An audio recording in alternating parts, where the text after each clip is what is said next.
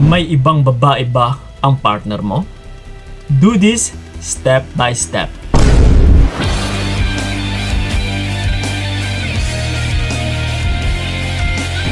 Yes. Ituturo ko sa inyo step by step kung ano yung unang hakbang at saka yung pinakahuling hakbang na dapat ninyong gagawin. Kumbaga pa, simulan natin sa umpisa.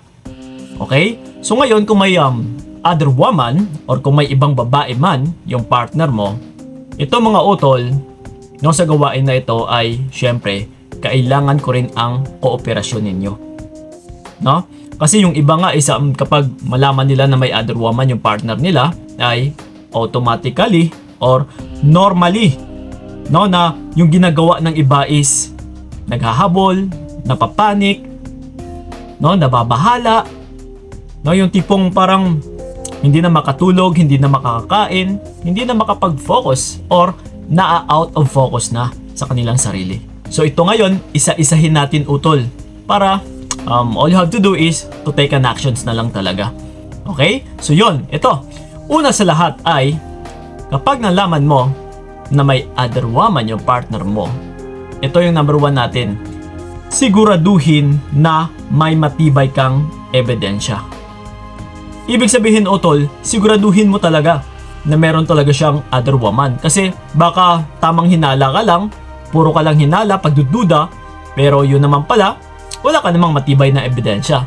So ngayon, wala tayong laban dito.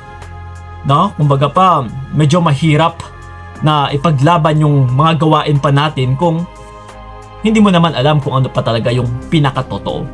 Okay? So yun. And then, once na meron ka ng matibay kung sakali na ebidensya, ang kasunod natin gagawin, yung number 2 natin is yung magpakilala sa babae. Okay. Siguraduhin din utol na kung pwede lang hanggat maaari ay maghanap ka ng paraan or ng way.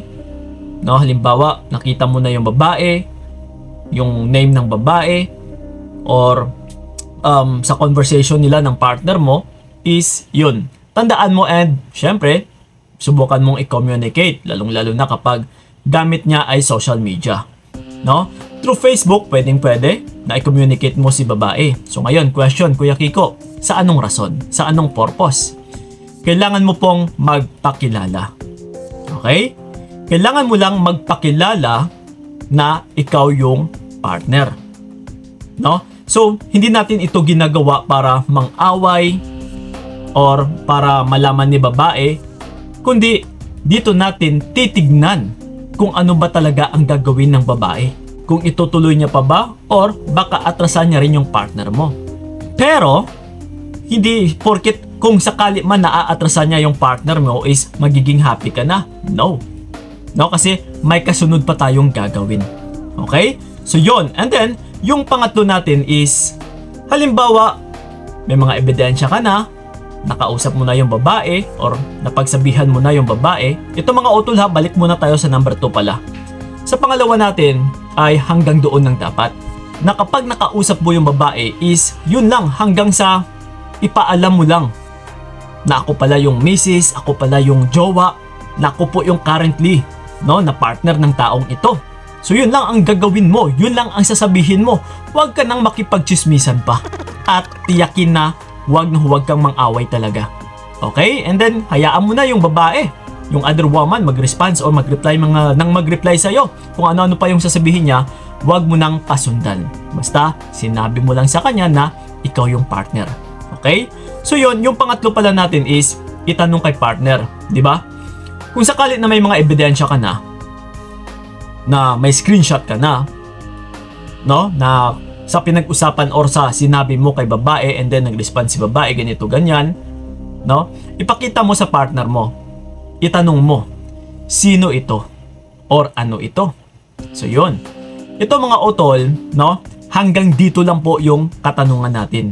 Hayaan mo na si partner mo kung sasagot man o hindi, and please huwag na huwag mag-expect na siya ay aamin. Kasi pagdating sa lalaki, hindi po talaga yan aamin. Yes. So yun po yun, no? So hayaan mo lang, basta importante is itanong mo ito sa partner mo na parang pinarating lang natin sa kanya na may alam ka na nahuli mo na siya. Okay? And again, huwag mo muna siyang awayin. Huwag ka nang maghangad pa ng explanations or what. No, kung ano-ano pa dyan. Yung tipong sa oras ng pagtanong mo is bigla ka na lang iiyak. And then magdadrama ka na bakit ganito? No, ginawa ko naman ng lahat-lahat sa'yo. Bakit mo pa ako niloko? Oh, come on. Huwag ganun, utol. No? Kasi may kasunod pa tayong ipapagawa sa inyo. Kung gusto mo talagang mapagtagumpayan, no, yung situation or yung case na ito. Okay? So yun. And then ito, yung pang-apat natin is huwag na magtanong ulit. Okay, yun na nga, nabanggit ko na rin, no, na huwag mo nang pasundan or magdadrama pa kay partner mo or mag-e-explain or mag-e-expect ka pa ng explanations, and then kung ano-ano pa yung kukuda mo sa kanya or yung sasabihin mo sa kanya. Kahit LDR man, huwag mo na siyang paulanan ng mensahe. Okay? Basta itanong mo lang yun kung ano man yung nakita mo, kung ano man yung napag-usapan ninyo ng babae or ng partner niya, na at least may nalaman ka na. Okay? So yun po, no, ang pinaka-purpose natin. And then, yung panglima natin is, ito na ngayon. Once na sinabi mo na yon sa partner mo, nagawa mo na magpakilala sa other woman niya, ang kasunod po natin gagawin is, kailangan mo nang ito may hint na siguro kayo, walang iba kundi mag-pull away. Kailangan mong umatras, utol, nang walang paalam, nang wala ring pasabi. No, di ba? Yung una mo or yung before neto na ginawa mo ay tinanong mo yung partner mo, ano ito? Sino ito? And then syempre, wala kang makukuhang tamang sagot. So yung kasunod po na gagawin mo ay umatras. Now, without any words. At saka huwag kang maghangad na pipigilan ka ng partner mo, no, or magpapakonsensya ka pa para pigilan. No. Kailangan mo talagang umatras, utol. Yung tipong nung nalaman niya na nagtanong ka, and then kinabukasan wala ka na, bigla kang naglaho, bigla kang nawala namang pasabi, and then halimbawa hindi pa siya nakapag-explain sa'yo na uy, hindi man lang ako nakapag-explain sa babaeng ito, bigla na lang siyang nawala. So yun po talaga yung pinaka-goal natin, yung mapapatanong siya sa kanyang sarili. Okay? So yun. And then yung pang-anim natin, once na nag-pull away ka na, ay huwag mo na siyang kibuin kasi sigurado hahabulin ka neto, mag-e-explain na ito ngayon sa'yo. No, pero syempre yung i-explain niya sa'yo is kasinungalingan, kabaliktaran. No, or ikaw pa ngayon yung i-gaslight neto. So yun po ang mangyayari talaga, utol. Asahan nyo po yan. No, that's why ito, ina-explain ko rin sa inyo isa-isa, step by step, para kung sakali pa lang na magloko yung partner mo na hindi pa naganap, ay may idea or may alam ka na. Okay? And then sa ngayon man na niloko na, at least ito yung gagawin talaga ninyo, no? Kung sakali man na tumiming yung video na ito. Okay? So yun. And then, yung pang-pito natin is, di ba, hindi mo na siya kinikibo. Sigurado, hahantong at saka hahantong ito sa hihingi ng sorry. Magbibeg, magmamakaawa.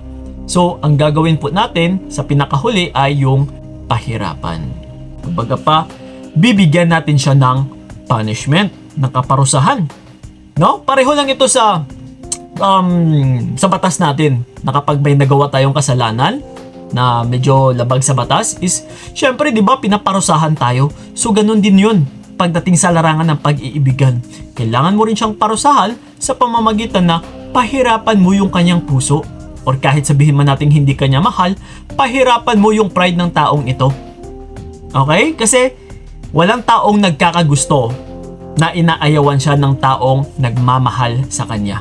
Yes, hindi niya po yun magugustuhan kapag nawala yung taong nagmamahal sa kanya.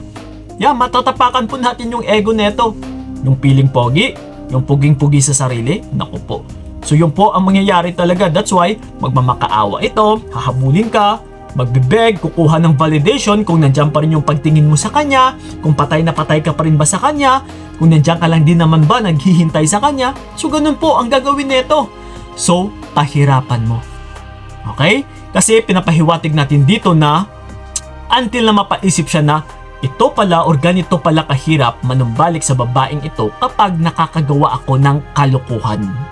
Yes, kumbaga pa, minumuldura natin sila. No? Binibigyan natin sila ng kaparusahan. Kumbaga pa parang ano lang ito pag-train sa aso. No, nabanggit ko na rin ito dati. na kapag hindi susunod yung aso, syempre, hindi mo bibigyan ng pagkain. Pero kapag nagagawa niya yung inuutos mo sa aso o nagagawa ng aso, bibigyan mo siya syempre ng kanyang reward, no? So yun, so ganun din yan sa lalaki. Kapag niloko ka, syempre atras ka.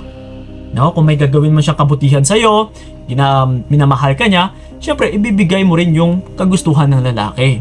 Pero kung niloloko ka lang naman, syempre bigyan natin sila ng parusa. So ito po yung step by step na dapat ninyong gagawin once na niloko kayo ng mga partner ninyo. Okay? So klarong-klaro ba mga utol? Sa may mga katanungan pa dyan, you can leave a comment na dyan sa ilalim and sasagutin po namin yan, lalong-lalo na sa YouTube channel namin. And then, sa mga nais ako makausap one-on-one, i-PM nyo po ako sa aking FB page na Payong Kaibigan ni Kiko. Yes, magsiset po tayo ng appointment para sa inyo. So yun lang po, maraming salamat. So ingat kayo, God bless and babush! Mas mabuti nang bitawan ka para wala nang pait. Hanggang dito na lamang kung nakayanan ko, nakawakan ang naranasan ko, bibitawan.